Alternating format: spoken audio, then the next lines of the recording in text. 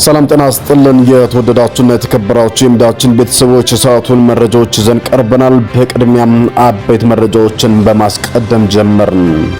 የጦር ወንጀል የፈጸሙ የአብይ አህመድ ኮሎኔሎች ተገለዋል ሲሉም የፋኖ አመራሩ አሳወቁም። ጀነራሉ በበኩላቸው ኢትዮጵያዊ ነኝ ያለን ፋኖ ከገንጣዮች ጋር ተቀናጀብን ሲሉም ከሷል። በአማራ ክልል አገዛዙ የከፈተውን የፋኖ ስትራቴጂ ስፍራዎችን የማጥቃት ዘመቻን ተከትሎ ከፍ ያለ ጉዳት እየተመዘገበባቸው የሚገኙ ውጊያዎችም ቀጥለዋል። በዝርዝር የምናስደምጣችሁ ጉዳይም ይኖራል። ህወሓት የብልጽግናው መንግስት ትግራይን ከቦ ጦርነት ለመክፈት እየተዘጋጀ ነው ሲል አዋጁን በተመለከተ በሰጠው ምላሽ አሳወቅም።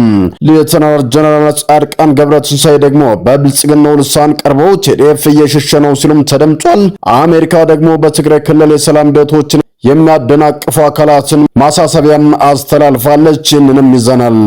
የብልጽግናው ሹማምንት ያለቆቻቸውን አቋም መቃወም ቀጥሏል። ጀነራሉ ፊልድ ማርሻሉ ያደረጉትን ንግግር ውድቅም አድርጓል። ይህ አብይ አህመድ አማካሪም ከትናንት በስቲያ ይህንን ሲያደርጉም ተስተውሏል። በስፋት የምታደምጡት ሌላኛው መረጃችንም ነው።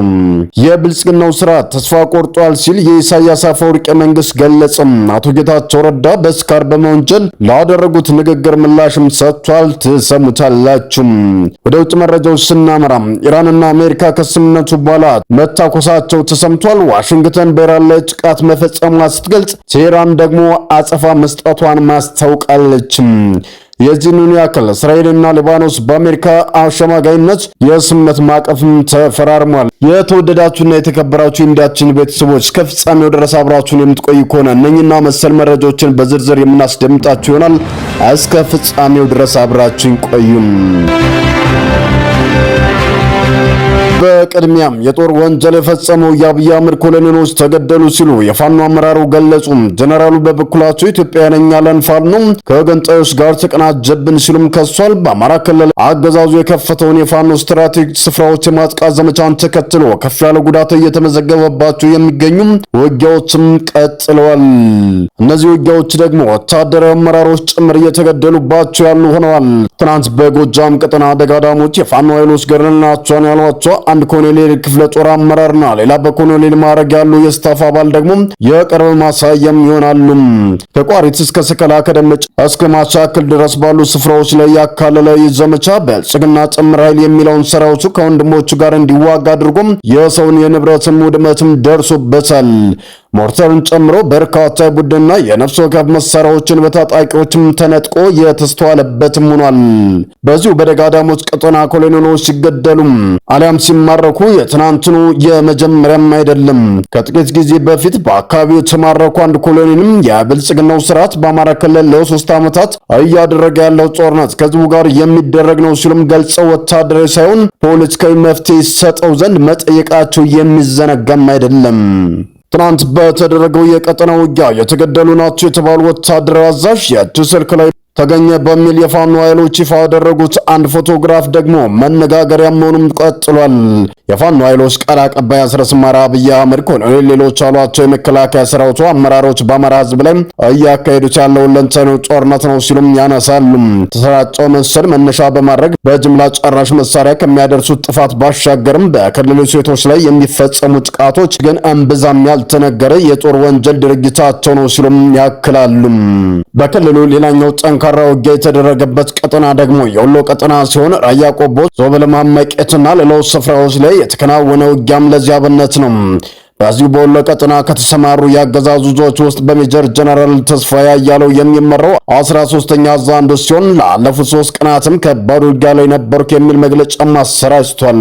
ከላሊበላ በቅርብ ርቀት ከኩል መስክ ከአቡነ ዮሴፍ ያለው የፋኖን የጦር ሰፈርን ባደረኩት ኦፕሬሽን ተቆጣጠርኩት ይላል የነ ተስፋዬ ማብራሪያም። እነ ጀነራል ተስፋዬ አያሌውና መሰል የአገዛዙ ሰዎች ገዳም ገብቷል እየተለቀሙ ነው የሚሉትን ኃይል መልሰው ባደረግነው ኦፕሬሽን የጦር ቤዙነት ቀን እያሉ ሲገልጹም አዲስ አበባ ላይ ደግሞ የፊልድ ማርሻል አማካሪ አለምሸት ደግፌ ፋኖ ኢትዮጵያዊነቱን አጥቷል ይሉና ኦሮሚያን ሊገነጥሉ ከሚሰራው ሸኔ ጋር ተጣመረ ብለውም ያማርራሉ። በእርግጥም ከሰሞኑ በብልጽግናው መንደር ትልቁ ጉዳይ ፍጹም እንዳይገናኙ አድርገን ለየተናቸው የነበሩ ኃይሎች እንዴት በጋራ መቆም ጀምሮ የሚሉም ሆኗል። ይህ የኢትዮጵያ ጸረ የአብይ አህመድ አገዛዝ ኃይሎች መቀራረብ ወደ ጋራ ኦፕሬሽን ካደገም ፍጻሜያችን ይሆናል የሚለው ደግሞ በዝግ ስብሰባ ሳይሆን በአደባባይም የሚቀርብ ንግግርም ሆኗል። እናም እንዲህ ያለውን ትብብር ለማክሸፍ ነጥሎ የመምታ ዘመቻዎች አካል የሆነው ውጊያ ከማከናወን እስከ መለያየት ፕሮፓጋንዳዎችም እየተከናወኑም ይገኛሉ። ራሳቸውን የኢትዮጵያዊነት ሰጭና ነሻ አድርገው የሚያቀርቡት የጊዜ ገዢዎች ሀገሩ ባለቤት ሲሆኑ የኦሮሞ ወጣቶች ገንጣይ ሲሉ መሰማታቸው የሀገሩ መስራች ሆኑ ተጋሮች ሂዱ ተገንጠሉ ሲሉ ማዳመጥ ሀገርን ከባንዳነት ሲመክት የኖረን የአማራን ሕዝብ ባንዳ በማለት ብቻ አይቆም እንዴት በጋራ ትቆማላችሁ እያሉ የኢትዮጵያን አብሮነትም ያወግዛሉ።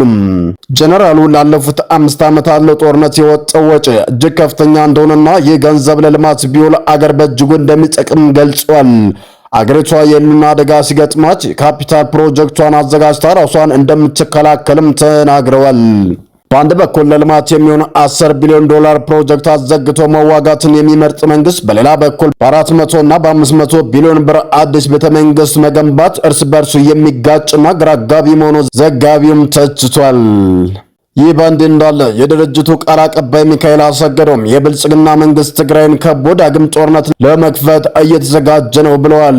በቅርቡ የወጣው አዲስ የውትድርና አዋጅ የግዳጅ አፈሳ ሳይሆን ለክልሉ ህልውና አስፈላጊ ህጋዊ አሰራር ለመዘርጋት የወጣ ነው ሲሉም ተከላክሏል። ሌተናል ጀነራል ጻድቃን በበኩላቸውም በዶክተር ደብረጽዮን የሚመራውን የትግራይ አመራር ፋሽስታዊ ሲሉ የወቀሱ ሲሆን ያወጡት አዋጅም አስገዳጅና ጨቋኝ ቢሆንም ወጣቱ ግን እምቢ በማለት የትግራይ መከላከያ ሰራዊትን እየተቀላቀለ ወደ ቤቱ እየሸሸ ነው ብለዋል። በአዲስ አበባ የአሜሪካ ኤምባሲ በትግራይ ሰላም ሂደትን የሚያደናቅፉ አካላት በአስቸኳይ ከታለመው የፖለቲካ ውይይትና ከአፍሪካ የህብረት ጥረት ጋር እንዲተባበሩና የፕሪቶሪያው ስምምነት ማዕቀፍ ሙሉ በሙሉ እንዲተገበርም አሳስቧል። ጀነራል ኢመን መኮንን ጎረቤቶቻችን በጠላቶቻችን በጥርጣሬ ነው የሚያዩን፣ እርስ በርስ እንድንበላላም ይሰራሉ ሲሉም ፊልድ ማርሻል ብርሃኑ ጁላ ግን ከዚህ ቀደም የከበበን ወዳጅ ነው፣ ኤርትራን ብትሆን እኛን የምትወጋበት የፖለቲካ የኢኮኖሚ ምክንያት የላትም ማለታቸው በማነጻጸር በአመራሩ መካከል የፖለቲካ እይታ ልዩነት እንዳለም ዘገባው አመላክቷል። ዶክተር ጌዲዮን ጢሞቴዎስና አቶ ጌታቸው ረዳ የቀይ ባህር ጉዳይ የኢኮኖሚና የልማት እንጂ የሉና ወይንም የታሪክ ወሰን ጥያቄ እንዳልሆነ መግለጻቸው ጠቅላይ ሚኒስትር አብይ አህመድ ቀደም ሲል ቀይ ባህር የተፈጥሮ ወሰናችን ነው፣ አስመራም ገብተር ኮሪደር እንሰራለን ካሉት ትርክት ጋር እንደሚጋጭም ተገልጿል። አቶ ጌታቸው ረዳ ከሰሞኑ የፕሬዝዳንት ኢሳያስን በተፈጥሮ መሞት እየጠበቅን ነው፣ እሳቸው ሲሞቱም የኤርትራን ጉዳይ ያበቃል ማለታቸው ተከትሎ የኤርትራ ማስታወቂያ ሚኒስቴር ምላሽም ሰጥቷል።